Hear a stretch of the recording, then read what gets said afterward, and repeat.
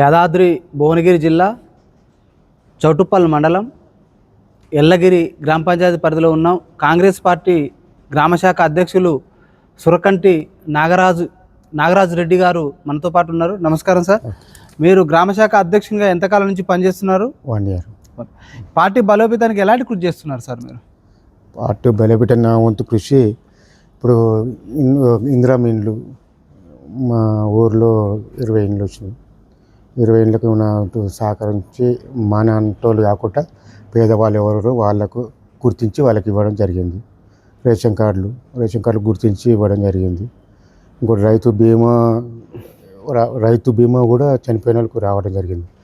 రైతు భరోసా రావడం జరిగింది. రుణమాఫీ రావడం జరిగింది. మహిళలకు ఉచిత బస్ సౌకర్యం కలిగింది. ఇలాంటి మరిన్ని ఎన్నో సౌకర్యాలతోని గవర్నమెంట్ ముందుకు పోతుంది. మరి గతంలో 10 ఏళ్ళు పరిపాలించిన బీఆర్ఎస్ పార్టీ ఆయంలో ఎలాంటి అభివృద్ధి సంక్షేమం జరిగింది? గతంలో ఎలాంటి అభివృద్ధి లేదు. నా పార్టీ క్యాడర్ తప్ప బయట అభివృద్ధి లేదు. ఇప్పుడు పార్టీతో సంబంధం లేకుండా ప్రతి ఒక్కరికి ప్రభుత్వం ఎమ్మెల్యే ఓట్లప్పుడు పార్టీ తర్వాత అందరిని కలుపుకొని పోయి డెవలప్మెంట్ చేయడం జరుగుతుంది. సీసీ రోడ్లు కూడా వేయించడం జరిగింది. డ్రైనేజీ కూడా కొంత భాగం వేయించడం జరిగింది. వేరే స్తంభాలు లేవంటే వీధి లైట్ల కోసం స్తంభాలు వేయించడం జరిగింది. వాటర్ సమస్య ఉండే శివాజీనగర్లో, దానికోసం రాజగోపాల్ రెడ్డిని సంప్రదించగా ఒక 500 ఫీట్ల బోర్ పంపించాడు. మన అదృష్టం అది వాటర్ పడలేదు. మళ్ళీ బృందం అనే కంపెనీ ఉంది, కెమికల్ ఫ్యాక్టరీ, వాళ్ళని సంప్రదించి మళ్ళీ 3 బోర్లు వేయించడం జరిగింది. అయినా వాటర్ రావట్లేదు. ఇప్పుడు నిన్న మొన్న వర్షాలు పడ్డాయి కాబట్టి కొద్దిగా సమస్య తీరింది. సరే, ఎల్లగిరి గ్రామ పంచాయతీ పరిధిలో కొంచెం సమస్యలు బాగా ఉన్నాయి. సమస్యల పరిష్కారం గత సర్పంచ్ ఏ విధంగా పరిష్కారం లభించింది? అభివృద్ధి ఎలా జరిగింది గత సర్పంచ్? ఇప్పుడు సర్పంచ్ అనేటోళ్ళు లేకుండా అయింది. ఏది ఉన్నా వీధి లైట్లు కావాలన్నా సర్పంచ్ లేడు. గ్రామ పంచాయతీ సెక్రటరీ సంప్రదిస్తే మా దగ్గర పని లేదు, మేము వచ్చే బ్యాంక్ నుంచి పని తీసుకునే ఛాయిస్ లేదంటే నేను మళ్ళీ రాజగోపాల్ రెడ్డి గారు సంప్రదించి లైట్లు తెప్పించడం జరిగింది. బోనాల పండుగ వచ్చింది, మొత్తం ఊర్లో వెలుతురు లేకుండా అయింది. 30 లైట్లు ఇవ్వడం జరిగింది. వేరే అట్టల ఫ్యాక్టరీ, ఫిలిపిన్ ఫ్యాక్టరీ అని ఉంది, వాళ్ళని సంప్రదిస్తూ 30 లైట్లు ఇచ్చారు. ఇప్పుడు సస్యామలంగా ఊర్లో మొత్తం వెలుతురు రావడం జరిగింది. గత మాజీ ఎమ్మెల్యే ప్రభాకర్ రెడ్డి గారి ఆధ్వర్యంలో ఎలాంటి అభివృద్ధి జరిగింది? అప్పుడు ఎలాంటి అభివృద్ధి నోసుకోలేదు. ఇప్పుడు అంతకుముందుకు స్టార్టింగ్లో అనేది తెలంగాణ ఏర్పడిన కొత్త రాష్ట్రం, అప్పుడు నిధులు రాలేదు.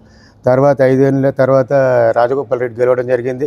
ప్రభుత్వం ఒకటైంది, ఎమ్మెల్యే ఒకటైంది, అందులో డెవలప్మెంట్ లేదు. మొన్న మధ్యంతర ఎలక్షన్లలో రాజగోపాల్ రిజైన్ చేసే వరకల్లా ఎమ్మోటే తంగడిపల్లి నుంచి రోడ్డు వేయడం జరిగింది. అలాంటి ఎన్నో కార్యక్రమాలు రాజగోపాల్ రెడ్డి ఓడిపోయినా కానీ డెవలప్మెంట్ అంటే ఉప ఎన్నిక పుణ్యం. ఉప ఎన్నిక ద్వారానే అభివృద్ధి జరుగుతుందని ప్రజల్లో కూడా ఆలోచనకు ఆ స్థాయికి వచ్చింది. కారణం ఏమేమి ఉంటుంది అంటారు? మొత్తం డెవలప్మెంట్. ఇప్పుడు ఫండ్ లేదు, మొత్తం గవర్నమెంట్ ఎమ్మెల్యే అధికార పార్టీకి తప్ప నార్మల్ ఎమ్మెల్యేకి ఫండ్ లేదు. ఫండ్ లేకపోతే పబ్లిక్లో పోలేకపోయాడు. పబ్లిక్ సమస్యలు తీర్చలేక ఉప ఎన్నిక పోవడం జరిగింది. ప్రస్తుతం ఇప్పుడు రాజగోపాల్ రెడ్డి గారి ఆధ్వర్యంలో ఎలాంటి అభివృద్ధి సంక్షేమం జరుగుతున్నారు? ఇప్పుడు అన్ని రకాల ముందు ఇప్పుడు ఈ తెలంగాణ ప్రభుత్వంలో మునుగోడులోనే ఎక్కువ అభివృద్ధి జరుగుతుంది. ఇప్పుడు వాటర్ సమస్య ఉంది. వాటర్ సమస్య కూడా మనకు సాగునీరు గురించి కూడా మేము సంప్రదించడం జరిగింది. ఇది మూసి కాలువని తీసుకొస్తేందుకు అది ప్రయత్నం చేస్తాం. ఇక్కడ పిల్లాయిపల్లి కాలువ, ఆ కాలువ ద్వారా ఇక్కడ ఎంతవరకు సాగులో? ఈ చౌటుప్పల్ మండలం, నారాయణపూర్ మండలం మొత్తం సస్యామలం అవుతుంది ఆ పిల్లాయిపల్లి కాలువ. ఇంకొకటి మురికి నీళ్ళు అని ఇంకో శివానగూడెం ప్రాజెక్ట్, అది కూడా తెస్తానికి ప్రయత్నం చేయడం జరుగుతుంది. అది కూడా త్వరలో, ఇది తాత్కాలికంగా ఈ పిల్లాయిపల్లి కాలువ మీకు పిల్లాయిపల్లి కాలువ ద్వారా ఎక్కువ వాటర్ వస్తే తొందరగా పని అవుతుంది. 6 నెలలు కంప్లీట్ అవుతుంది. ధర్మారెడ్డి మీకు రాదు? అది రాదు, ఓన్లీ పిల్లాయిపల్లి. ఇక ఇది శివానగూడెం అంటే కొద్దిగా టైం పడుతుంది. అది ఖర్చుతో కూడుకునే టైం పడుతుంది. ఇది తక్కువ ఖర్చుతో తొందరగా అవుతుంది అని దీన్ని తేవని మేము 2-3 సార్లు సంప్రదించడం జరిగింది. ఆయన కూడా వాగ్దానం, రాజగోపాల్ రెడ్డి ఉన్నారు, మీరు మర్చిపోయి కంపల్సరీ చేస్తారని వాగ్దానం చేయడం జరిగింది. సార్, ఇక్కడ ఈ చుట్టుపక్కల ఫ్యాక్టరీల ద్వారా చాలా మంది ప్రజలకు ఉపాధి లేదు, ఇబ్బందులు పడుతున్నట్టు దాన్ని ఎమ్మెల్యే గారి దృష్టికి తీసుకుపోయారా? ఇక్కడ స్థానిక యువతకు ఉపాధి కల్పన ఏ విధంగా ఎమ్మెల్యే గారి చొరవ ఉంది, ప్రభుత్వం కూడా ఏ విధంగా ఆ వైపు ఆలోచన అది చేస్తుంది ఉన్నది ఉపాధి అనేది మొత్తం ఆంధ్రకే ఉపాధి ఉంది. ఫ్యాక్టరీ మన దగ్గర, దాని వ్యర్థమే మనం పీడుస్తున్నాము, దాని కాలుష్యం కాలుష్యం మనం పీడుస్తున్నాము, ఉపయోగం ఆంధ్రకు ఉంది. దాన్ని కూడా ఫ్యాక్టరీ యజమానితో సంప్రదించడం జరిగింది. ఓ 5-10 మందికి మా పిల్లలకు కూడా జాబ్ ఇచ్చి, అయినా కానీ ఇంకా కావాలని సంప్రదించడం జరిగింది. దాన్ని కూడా ఎమ్మెల్యే గారు సహకరించారు. నేను కూడా మాట్లాడతాను చెప్పాను. 2-3 సార్లు దృష్టి తీసుకోవడం జరిగింది. ఇంకా దానికి ఫైనల్ కాలేదు. సార్ ఇక్కడ చుట్టుపక్కల ఫ్యాక్టరీలతో పాటు కోళ్ల ఫామ్ల వల్ల కూడా కొంచెం ప్రజలు ఇబ్బంది సతమతం అవుతారు సార్. చాలా స్మెల్ భరించలేదు, ఈగల పెడతా ఉంది అంటున్నారు. ఇంకోటి పారిశుద్ధ సమస్యలు బాగా ఉన్నాయి అంటున్నారు. ఎక్కడో హైదరాబాద్ లో తీసుకొచ్చి ఇక్కడ డంప్ చేసిపోతున్నారు. దానివల్ల ప్రజలు చాలా విపరీతంగా ఇబ్బంది పడుతుంటారు. లేనిపోని చాలా పెద్ద పెద్ద రోగాలు వచ్చే అవకాశం ఉందంటున్నారు. ఇది రాజగోపాల్ రెడ్డి సార్ గారు దృష్టి తీసుకపోతే ఎలాంటి పరిష్కారం లభిస్తుంది అంటారు? కోళ్ళ పారాలు తీసుకపోవాలి, కానీ కెమికల్ ఫ్యాక్టరీ గురించే తీసుకెళ్ళాం. సాయంత్రం 6 అయిందంటే స్మెల్ వదులుతాడు. దాని పక్కపడి మా ల్యాండ్ ఆడ నిలబడలేకపోతున్నాం. అదే దృష్టి తీసుకపోతే 1-2 సార్లు వాళ్ళని పిలిచి చర్చించడం జరిగింది. అది అయినా కానీ ఆపటం లేదు. దాన్ని కూడా త్వరలో పరిష్కరిస్తానని రాజగోపాల్ రెడ్డి గారు వాగ్దానం చేశారు. సార్ ఇక్కడ ఈ నియోజకవర్గంలో ఉన్న గ్రామ పంచాయతీలకు ఇక్కడ ఉన్న ఫ్యాక్టరీలు అభివృద్ధి కోసం కావచ్చు, మౌలిక సదుపాయాల విషయంలో ఇలాంటి సామాజిక సేవా కార్యక్రమాలు ఏమైనా చేస్తున్నాయంటారా? అందులో కూడా తక్కువనే ఉంది. ఎంతసేపు మనం ఎక్కడో ఇప్పుడు డివిస్ ఉన్నది మన పక్కకు ఉంది, సిరిసిల్లలో పోయి కాలేజీ స్కూల్ కడుతుండు. ఇప్పుడు ఏ టెంపుల్ కాడ పోయినా డివిస్ ఇది ప్లాంట్లు అవి ఉన్నాయి. మన ఈ చౌటుపల్లి మండలంలో ఏది లేదు. మరి ఇక్కడనేమో ఇక్కడ భూమి కావాలి, ఇక్కడ నీళ్ళు కావాలి, వనరులు మొత్తం వాళ్ళు సద్వినియోగం చేసుకుంటారు, పక్కన ఎక్కడో పోయి చేస్తారు. మరి ఇక్కడ స్థానిక యువతకు కానీ ప్రజలకు కానీ అందుబాటులో ఉండే విధంగా ఎందుకు ఇక్కడ వాళ్ళు మౌలిక సదుపాయాల కల్పన చేయలేకపోతుంది? అది ఇప్పుడు కేటీఆర్ గారు అక్కడ తీసుకెళ్ళరు. ఇప్పుడు రాజగోపాల్ రెడ్డి మేము పోయి మాట్లాడితే లేదు, పెద్ద ఫ్యాక్టరీ మాకు టైం కూడా ఇవ్వడు.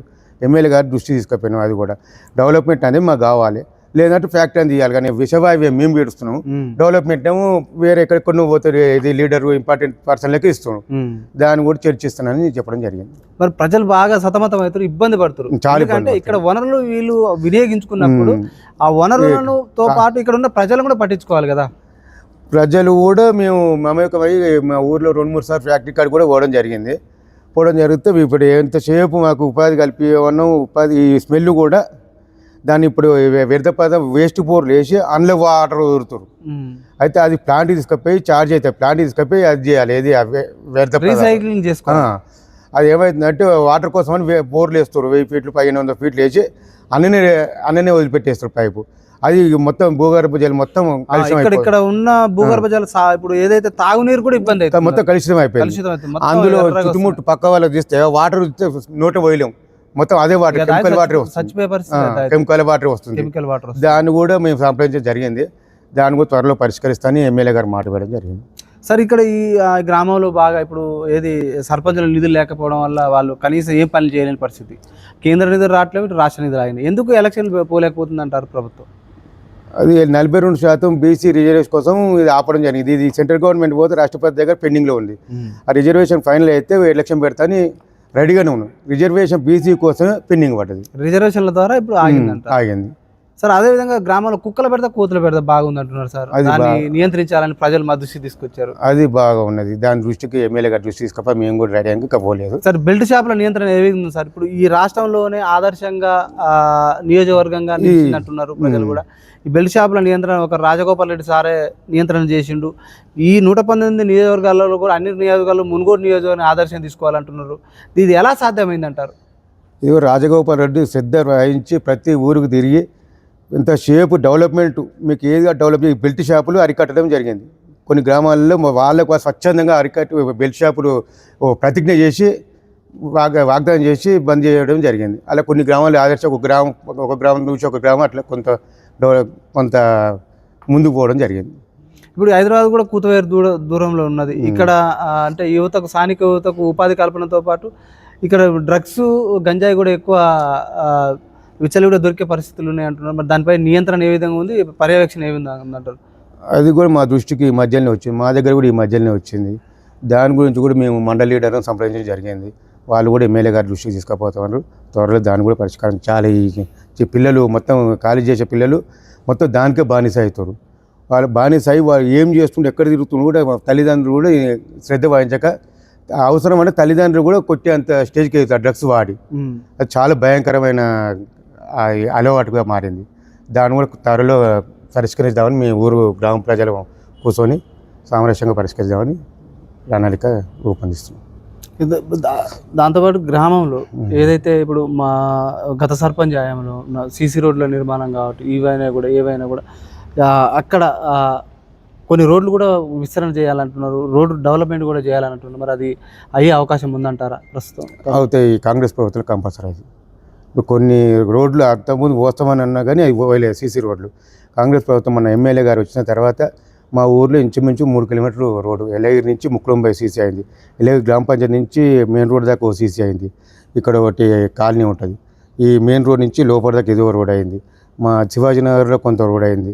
అంచెలంచెలుగా రోడ్లు పోవటం జరుగుతుంది.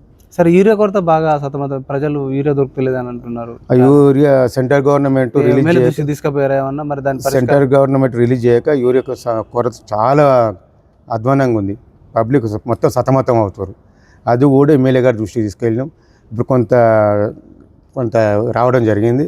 కొంత అంచెలంచెలుగా ఇప్పుడు ఎకరం 2 ఎకరాలు ఉన్నకు మొత్తం కాకుండా కూడా 2 బస్తాలు 4 బస్తాలు అట్లా వాళ్ళ పాస్బుక్ను బట్టి రావడం జరుగుతుంది. కొంతమందికి ఇంకా 2 లక్షల రుణమాఫీ కొంతమంది కాలేదు అంటున్నారు సార్ రైతులు. వారికి అయ్యే అవకాశం ఉందంటారా? అది కూడా త్వరలో చేస్తానని ముఖ్యమంత్రి గారు కూడా మాట ఇవ్వడం జరిగింది.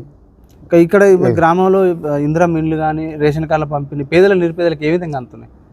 మేము ఎంతసేపు పార్టీ బేసిక్ కాకుండా పేదల వరకే మా ఊర్లో మేము అందరం కూర్చొని పేదలకు ఎవరైతే పేదలు ఎవరైతే లబ్ధి చేకూరుతాం వాళ్ళకే ఇవ్వడం జరుగుతుంది. ఈ పార్టీ ఆ పార్టీ అనేది లేదు మాకు. ఓట్లు అప్పుడే పార్టీ, ఓట్లు అయిపోయిందంటే అంత ఊర్లో అందరూ కలుపుకొని పోయే ఊరు మా ఇళ్ళ గ్రామం. గింత డిస్టర్బెన్స్ కూడా మా ఊర్లో ఉండదు. ఇప్పుడు గత ప్రభుత్వంలో ఉన్న ధరణి పోవడం వల్ల ఎన్ని ఇబ్బందులు అయినా ఇప్పుడు భూభారతి వచ్చింది. ఈ భూభారతి గతంలో ఉన్న ధరణి చట్టం ద్వారా రెవెన్యూ సమస్యలు పరిష్కారం అయ్యే అవకాశం ఉందా, లేకపోతే ఇప్పుడు భూభారతి చట్టం ద్వారా ఎక్కువ సమస్యలు పరిష్కారం అయ్యే అవకాశం కనిపిస్తుంది? భూభారతి నుంచి ఎక్కువ సమస్యలు పరిష్కారానికి మార్గం ఉంది. విఆర్ వ్యవస్థ తొలగించారు అప్పుడు ఉన్న ప్రభుత్వం, ఇప్పుడు అదే వ్యవస్థ వస్తుంది. మరి అది వ్యవస్థ మంచిది అంటారా? వ్యవస్థ మంచిది. విఆర్ వ్యవస్థ ఉంటే గ్రామం లోతుగా పోయి చూడవలసి వస్తుంది. విఆర్ వ్యవస్థ లేనప్పుడు మండలం ఎంఆర్ఓ దగ్గర పోతే ఎంఆర్ఓకి మొత్తం 4 ఊర్లను తిరగాలంటే అందులో కాదు.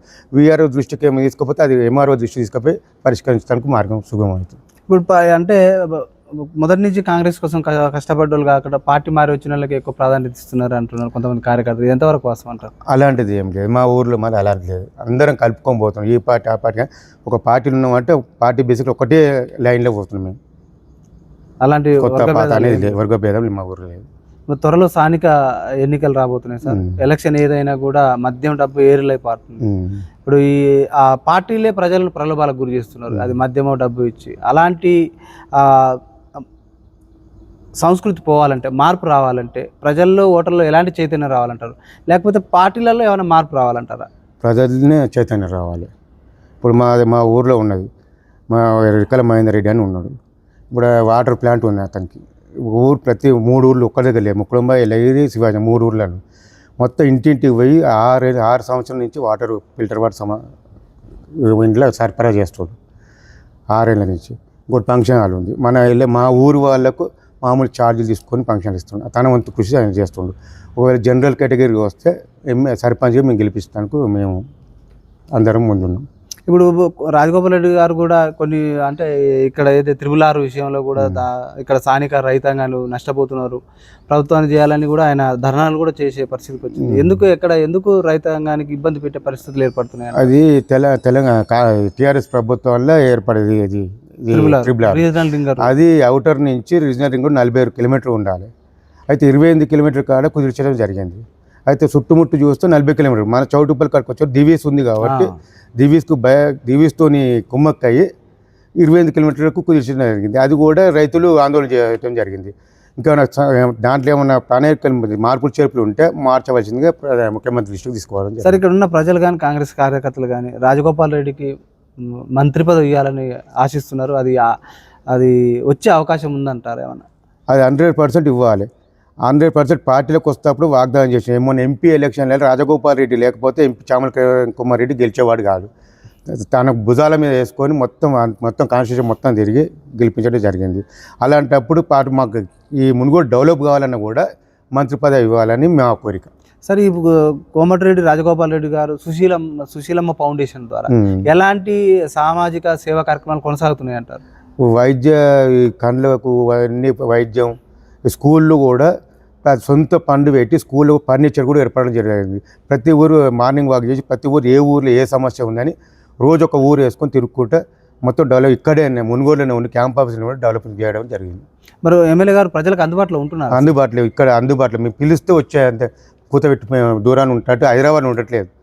మునుగోడులో ఉండి ప్రతి ఊరు ప్రతి సమస్య ఏ ఊరికి ఏ సమస్య ఉంది ప్రతి సమస్య దృష్టికి తీసుకెళ్తే దాన్ని అంచెలంచెలుగా పరిష్కరించడం జరుగుతుంది. సార్ త్వరలో స్థానిక ఎన్నికలు రాబోతున్నాయి కాబట్టి మీ యలగిరి గ్రామ ప్రజల ఓటర్లకు కానీ ప్రజలకు కానీ ఏం చెప్తారు సార్ మీరు? ప్రభుత్వం ఎలాంటి నాయకుని ఎన్నుకుంటే అభివృద్ధి చెందుతాయి అంటారు గ్రామాలు? ప్రభుత్వం చేసిన అభివృద్ధి కార్యక్రమాలు చెప్పవలసి వస్తుంది. ఏ క్యాండిడేట్ అయితే మనకు ముందు ఉండి మన ఆపద వచ్చినప్పుడు ముందు ఉండి చేసేటోడే కావాలి. ఈ పార్టీ ఆ పార్టీ అనుకుంటే మేము ఒక పార్టీ బేసిక్లో కాకుండా సర్పంచ్ అనేటోడు ఊర్లో ఉండి అందరికి అందుబాటులో ఉన్న గెలిపించుకోవాలని మేము అనుకుంటున్నాం. Okay sir, thank you sir. చూస్తూనే ఉండండి మీ తెలుగు టీవీ.